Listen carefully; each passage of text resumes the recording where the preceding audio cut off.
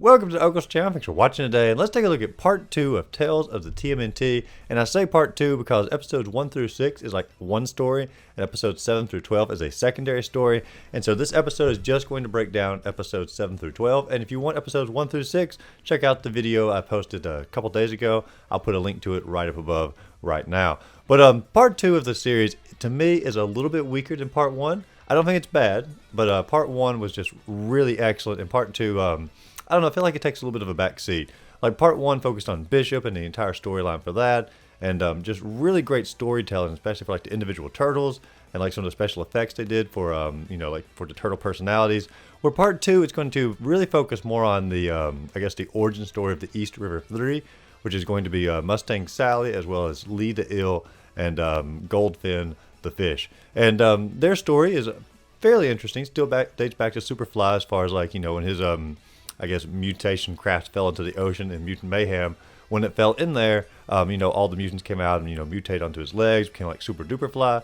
Well, evidently some of the other life forms in the ocean were mutated as well, and they are part of that as well as their amoeba friends. And honestly, the East River 3 does have some fairly interesting character development as far as like how they change and learn throughout the series. The amoeba friends aren't really my favorite. They just sort of repeat like commercials they've heard, and like the joke gets a little bit old as the episodes continue. But what the basic storyline for the East River 3 is the, like I said, they mutated from Superfly's mutation into water, and their entire community surrounding what's called the Pearl, which is a giant pearl in the middle of the ocean, pretty much outcasts them or kicks them out of the community because they are mutants. They don't belong with them anymore, and they're trying to figure out how to get back into the community. They watch the fishermen fish the giant pearl out of the ocean, and so they want to basically steal the pearl from the Natural History Museum in order to take it back to their community to become part of their, their fellowship again and be accepted. So be the heroes for their community even though they are mutants now. And so it's a fairly heartwarming story as far as like having villains doing villainous things, but ultimately they just simply want to be accepted as part of their community. And there is some more character development to Goldfin, because he does prove to be more of a, I guess, evil little fish as we go through this. But the episodes are going to follow in a very similar format to part 1, because every turtle is going to have its own individual episode, and toward the episode 6 and 7 they're all going to sort of come together, rendezvous, and try to take out the villains as a team. And I do like the format, but it's just simply not as strong as it was in part 1, because like every individual turtle here is not going to have its own like twist as far as like telling a story based on their personality, and the personality is just simply not going to shine through quite as much. And so I do miss some of the cool effects that the part 1 has as far as like, like the anime for Raphael or like the video game for Donatello. There's just not as much creativity in this, and it's going to be focused way more on sort of how they interact with some of the other mutants like Ray Fillet or Scumbug or, like Genghis Frog. They are definitely more in these episodes, but they always feel like I don't know, they're just more filler characters for the most part. Like in episode 7, when Raphael's out and about trying to figure out what the jackhammer noise is in the sewers, he has Scumbug along with him as well as Ray Fillet. And honestly, they don't really talk. Like, I mean, Ray Fillet is fine, always saying his name and whatnot, but doesn't really talk. And Scumbug just sort of, speaks in whatever language that is and vomits a lot. And I don't know, neither of those characters is like super likable when they have like their individual parts here. Yes, Ray Fillet is sort of funny, and there's a charm to it because it's, what's his name? What is his name? Good gracious, what is that fella's name? I know what he looks like. I know that he sang on that Taylor Swift song. He does all kinds of, he's a famous musician. Holy cow, it's literally taking me this long to figure it out. Post Malone. Post Malone is his name. Good Lord, that took me a long time to remember there. And so it's cool that it's like Post Malone always singing his lines and whatnot, but like he's not like the greatest character inside the show, because there's not a lot of depth to Ray Fillet here. They do finally acknowledge in the episode that like they're swimming in poop water, and that's always something that the turtles have sort of avoided as far like talking about the water actually walking through. So that was interesting to actually finally acknowledge that. They also acknowledged in the episode like Scumbug, like Raphael said something to him like, "You are massively disappointing," and like I don't know, it was very much of a self-aware moment trying to say like to me the representation of Scumbug here is massively disappointing. But anyway, like later on in the episode when they sort of come together as a team, Raphael does learn his lesson that he has to control his anger and his mean, comments and whatnot, and sort of work together. And so like there is a good overall story arc, but it just simply felt like more of a weak story compared to the first half of the series. But let's get back to the overarching story here, because all the turtles are out and about inside this massive flood inside the city, And basically, they've been kicked out of the sewer because Splinter says they need to get out there and experience life a little bit. And it's really weird how they did like Splinter in this series because Jackie Chan is the voice inside the movie. Very charming portrayal of Splinter. I liked it quite a bit. But for the series here, I guess Jackie Chan didn't want to come back, and instead of like recasting his voice, they just decided to make Splinter always speak in Vermin as a more of appeal to try to appeal to Scumbug. And so like you don't ever really get Splinter like lines here. And so Raphael like does a voiceover for the recording of Splinter for like their little documentation camera or the documentary that April is filming. And I don't know, like it just sort of bothers me. Like Splinter always talks in Vermin in like all of these episodes. And the only overdub we get is for Raphael. And I mean, some people may like that. Me personally, I didn't really care for it a whole lot.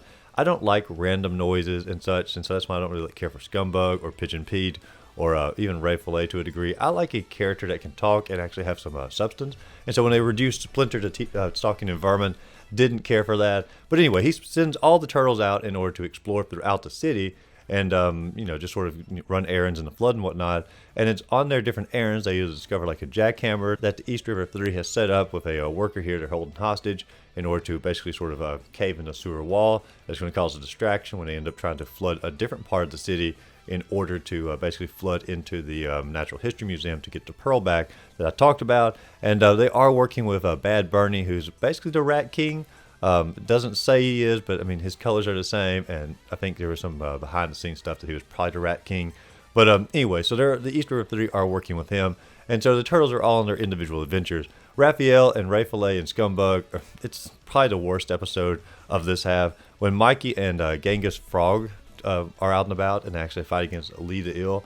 This one also wasn't like necessarily the strongest because like the voice acting between Michelangelo and Genghis Frog, like it just didn't line up. And I don't know if like they didn't record in the same studio or something, but it was a noticeable difference in quality or noticeable difference in pausing, and the lines just did not come across like well at all.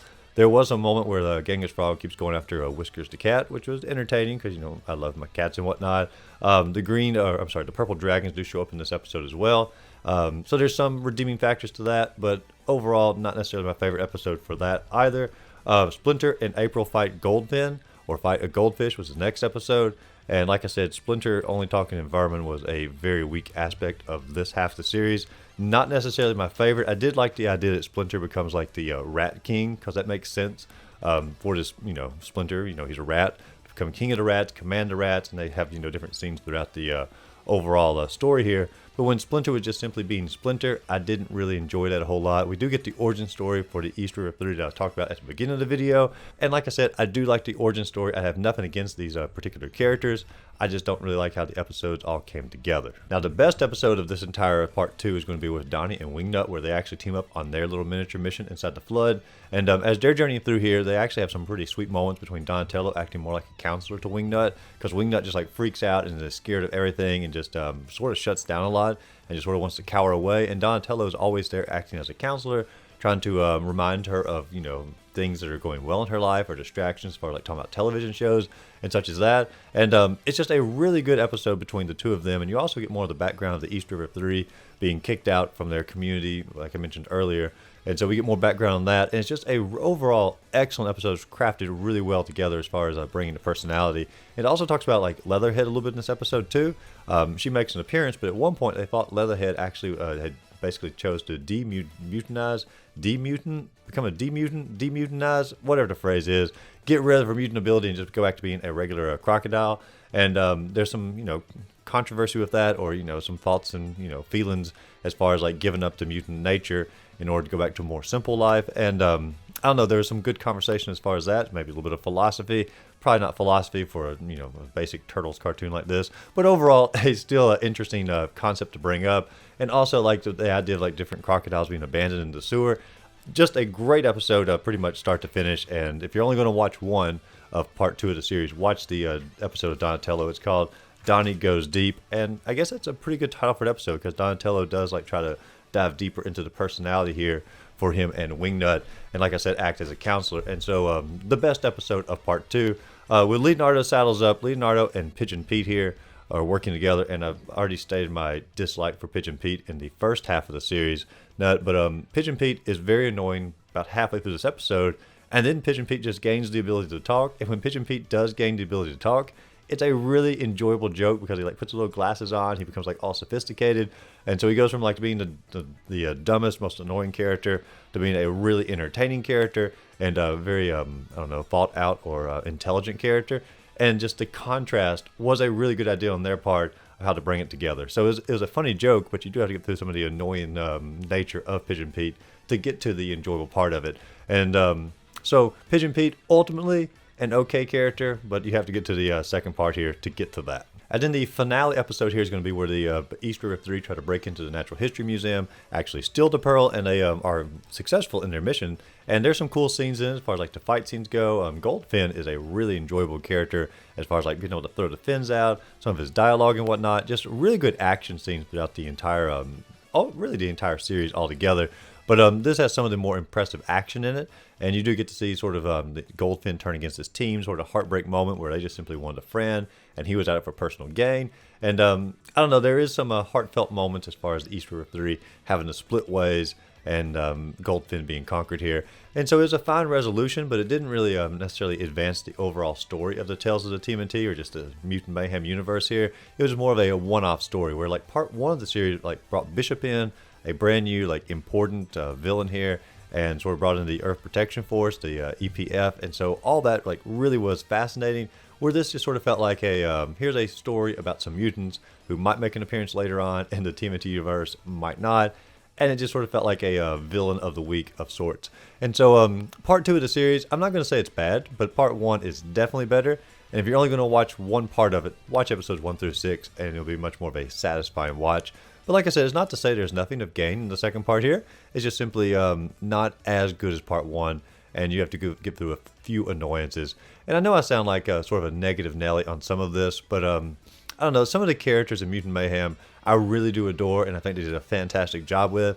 But some of the characters like Scumbug and, you know, taking Splinter back to be speaking Vermin, and Pigeon Pete, anytime it's just random noise characters, they're just simply not my favorite. And so part two is going to weigh on my nerves a little bit more than it might somebody else who's watching the overall series. But what do you all think? Did you enjoy part two of Tales of the TMNT more than part one? Did you think they were equal? Did you watch the series at all? Let me know in the comments down below. And as always, if you enjoyed the video, be sure to like and subscribe to the channel. Check out my other videos listed up above, and go out there, find a great game to play. Simply have a great rest of the day.